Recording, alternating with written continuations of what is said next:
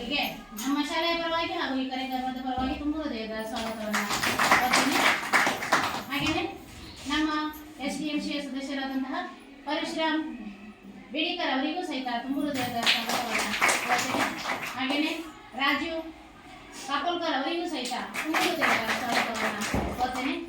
ಹಾಗೆಯೇ ಈ ಒಂದು ಕಾರ್ಯಕ್ರಮದ ಮುಖ್ಯ ರೂವಾರಿಗಳು ಆಗಿರುವಂತಹ ಶ್ರೀಮತಿ ನಜೀರಾ ಬೇಗಂರವರು ಈ ಒಂದು ಕಾರ್ಯಕ್ರಮದಲ್ಲಿ ಅತಿಥಿಗಳಾಗಿ ಆಗಮಿಸಿ ಈ ಒಂದು ಕಾರ್ಯಕ್ರಮದಲ್ಲಿ ಅಲಂಕಾರವನ್ನು ಮಾಡಿದ್ದಾರೆ. ಅವರಿಗೆ ನಮ್ಮ ಈ ಕಾರ್ಯಕ್ರಮಕ್ಕೆ ತುಂಬ ಹೃದಯದ ಸ್ವಾಗತವನ್ನು ಕೊಡ್ತೇನೆ. ಹಾಗೆಯೇ ಇವರ ಸಹ ವರ್ತಿಗಳಾಗಿ ಆಗಮಿಸಿರುವಂತಹ ಶ್ರೀಮತಿ ಮಾತಾ ಕಿತ್ತೂರ್ ಅವರಿಗೂ ತುಂಬ ಹೃದಯದ ಸ್ವಾಗತವನ್ನು ಕೊಡ್ತೇನೆ. ಹಾಗೆಯೇ ಶ್ರೀಮತಿ ಪ್ರಿಯಾ ಡಾಂಗೇರ್ ಅವರು ಸಹಿತ ಈ ಒಂದು ಕಾರ್ಯಕ್ರಮಕ್ಕೆ ಸಹಕಾರವನ್ನು ನೀಡ್ತಾ ಇಲ್ಲಿ ಉಪಸ್ಥಿತರಿದ್ದಾರೆ. ಅವರಿಗೂ ಸಹಿತ ತುಂಬ ಹೃದಯದ ಸ್ವಾಗತವನ್ನು ಕೋರ್ತೇನೆ. ಹಾಗೆಯೇ ಈ ಒಂದು ಕಾರ್ಯಕ್ರಮಕ್ಕೆ ನೋಡಲ್ ಅಧಿಕಾರಿಗಳಾಗಿ ತೋಟಗಾರಿಕಾ ನಿರ್ದೇಶಕರು ಬರಬೇಕಾಗಿತ್ತು. ಅವರ ಅನುಪಸ್ಥಿತಿಯಲ್ಲೂ ಸಹಿತ ಅವರನ್ನು ಈ ಕಾರ್ಯಕ್ರಮಕ್ಕೆ ತುಂಬ ಹೃದಯದ ಸ್ವಾಗತವನ್ನು ಕೋರ್ತೇನೆ. ಹಾಗೆಯೇ ನಮ್ಮ ಒಂದು ಕರೆಗೆ ಹೋಗ್ಬಿಟ್ಟು ಇಲ್ಲಿ ಆಗಮಿಸಿದಂತ ನಮ್ಮ SDMCಯ ಸದಸ್ಯರಿಗೂ ಹಾಗೂ ಪಾಲಕ ಪೋಷಕರಿಗೂ ಸಹಿತ ತುಂಬ ಹೃದಯದ ಸ್ವಾಗತವನ್ನು ಮುಂದಿನ ಕಾರ್ಯಕ್ರಮವನ್ನು ನಮ್ಮ ಮೇಡಮ್ ರವರು ನಡೆಸಿಕೊಡ್ಬೇಕು. ಅವರಲ್ಲಿ ವಿನಂತಿಸ್ತೀನಿ. ಎಲ್ಲರಿಗೂ ನಮಸ್ಕಾರ. ಗುರು ಬ್ರಹ್ಮ ಗುರು ವಿಷ್ಣು ಗುರುದೇವ ಮಹೇಶ್ವರ ಗುರು ಸಾಕ್ಷಾತ್ ಪರಬ್ರಹ್ಮ ಗುರು ಬ್ರಹ್ಮ ನಮಸ್ತೆ. ಈಗೇನಂದ್ರೆ ನಾವು ಜಿಲ್ಲಾ ಸಾಮಾಜಿಕ ಪರಿಶೋಧನೆ ನಿರ್ದೇಶನಾಲಯ ಬೆಂಗಳೂರು, ಜಿಲ್ಲಾ ಪಂಚಾಯತ್ ಉತ್ತರ ಕನ್ನಡ, ತಾಲೂಕ್ ಪಂಚಾಯತ್ ಹರಿಯಾಣ ವತಿಯಿಂದ ನಾವು 2023-24ನೇ ಸಾಲಿನ ಸಮಗ್ರ ಶಿಕ್ಷಣ ಯೋಜನೆಯ ಸಾಮಾಜಿಕ ಪರಿಶೋಧನೆಯನ್ನು ಸದರಿ ಶಾಲೆಯಲ್ಲಿ ದಿನಾಂಕ 28/1/2026ರಿಂದ 30/1/2026ವರೆಗೆ ಹಮ್ಮಿಕೊಂಡಿದ್ದೇವೆ. ಸದರಿ ಈ ಸಾಮಾಜಿಕ ಪರಿಶೋಧನೆಯಲ್ಲಿ ಈ ಸಭೆಯ ಅಧ್ಯಕ್ಷ ಸ್ಥಾನವನ್ನು ವಹಿಸಿರುವಂತಹ ಈ ಶಾಲೆಯ SDMC ಅಧ್ಯಕ್ಷರಾದ ಶ್ರೀ ಹನುಮಂತ ದೊನೆನ್ನವರೇ ಸರ್, ಅದೇ ರೀತಿಯಾಗಿ ಈ ಶಾಲೆಯ ಮುಖ್ಯ ಶಿಕ್ಷಕರಾದ NF ಮೇತ್ರಿ ಮೇಡಮ್ ಅವರು, ಅದೇ ರೀತಿಯಾಗಿ ಉಪಸ್ಥಿತಿರುವಂತಹ ಎಲ್ಲ SDMCಯ ಸದಸ್ಯರೇ ಹಾಗೂ ಈ ಕಾರ್ಯಕ್ರಮದ ಕೇಂದ್ರ ಬಿಂದುವಾಗಿರುವ ಮುದ್ದು ಮಕ್ಕಳ ಪೋಷಕರಿಗೆ, ಇಂದು ನಾವು ಸರ್ಕಾರದ ನಿರ್ದೇಶನದ ಪ್ರಕಾರ ಸಮಗ್ರ ಶಿಕ್ಷಣ ಯೋಜನೆಗೆ ಸಂಬಂಧಪಟ್ಟಂತೆ ಸಾಮಾಜಿಕ ಪರಿಶೋಧನೆ ನಡೆಸುವುದು. ಈ ಸಾಮಾಜಿಕ ಪರಿಶೋಧನೆ ಅಂತ ಹೇಳಿದ್ರೆ ಹೆಸರೇ ಹೇಳಿಸುವಂತೆ ಇದು ಸಾರ್ವಜನಿಕರ ಒಂದು ಸಭೆಯಾಗಿದೆ.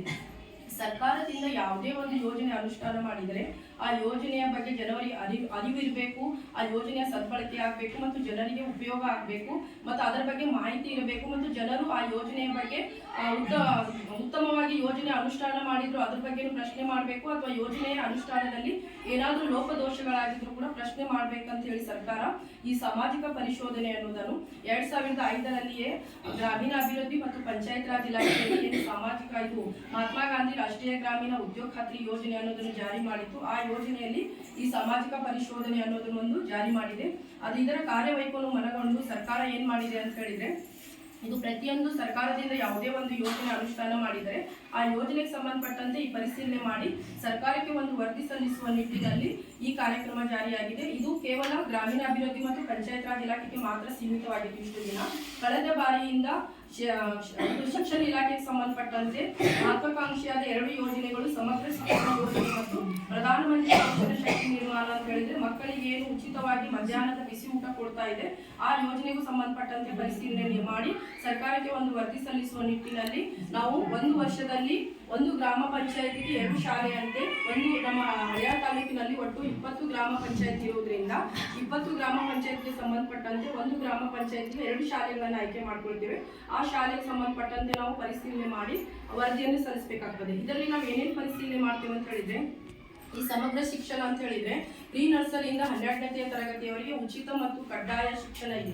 ಅಂದ್ರೆ ನಮ್ಮ ದೇಶದಲ್ಲಿ ಹುಟ್ಟಿರುವಂತಹ ಪ್ರತಿಯೊಂದು ಮಗುವಿಗೂ ಕೂಡ ಶಿಕ್ಷಣವನ್ನು ಉಚಿತವಾಗಿ ಸಿಗಬೇಕು ಮತ್ತು ಕಡ್ಡಾಯವಾಗಿದೆ. ಯಾವ ಮಗು ಕೂಡ ಶಿಕ್ಷಣದಿಂದ ವಂಚಿತರಾಗಬಾರ್ದು.